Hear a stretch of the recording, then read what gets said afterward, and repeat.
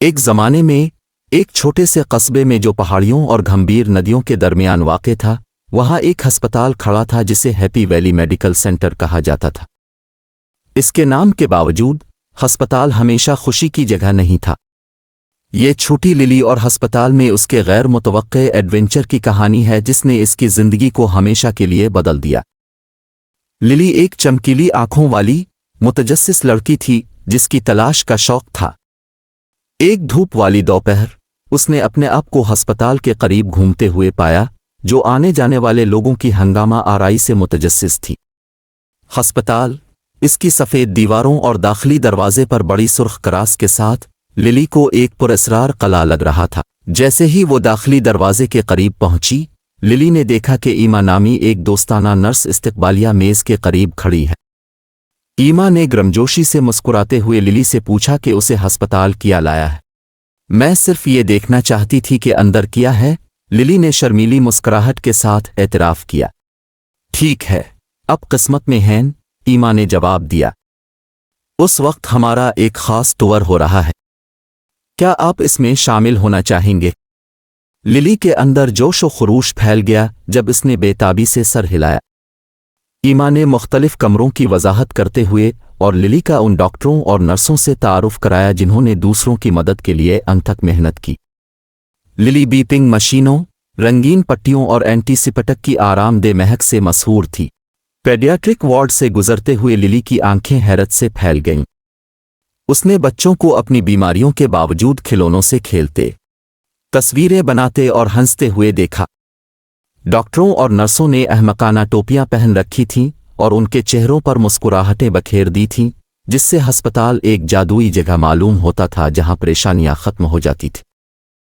ایک کمرے میں للی نے سارا سے ملاقات کی، جو اس کی عمر کی ایک لڑکی تھی جس کے بستر پر ایک روشن سرخ غبارہ بندھا ہوا تھا۔ وہ جلدی سے دوست بن گئے، کہانیاں بانٹتے اور گیم کھیلتے۔ للی کو یقین نہیں آ رہا تھا کہ سارا کتنی لچکدار اور خوش مزاج ہے، حالانکہ اسے طویل عرصے تک ہسپتال میں رہنا پڑا۔ جیسے جیسے دن کھلا، للی نے ہسپتال میں اپنے تعلق کا احساس محسوس کیا۔ وہ عملے کی مہربانی، بچوں کی بہادری اور ہوا بھرنے والی امید پر حیران رہ گئی۔ اسے کم ہی معلوم تھا کہ ہسپتال میں اس کا مختصر سا ایڈونچر مزید بدتر ہو جائے گا۔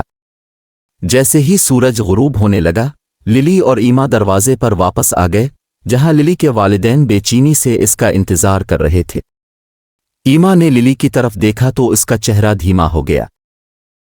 ایما نے نرمی سے کہا، مجھے افسوس ہے پیاری، لیکن ہمیں ابھی کچھ افسوسناک خبر ملی ہے۔ للی کا دل ڈوب گیا جب ایما نے وضاحت کی کہ سارا، اس کی نئی ملنے والی دوست، نے اچانک خرابی کی طرف موڑ لیا تھا۔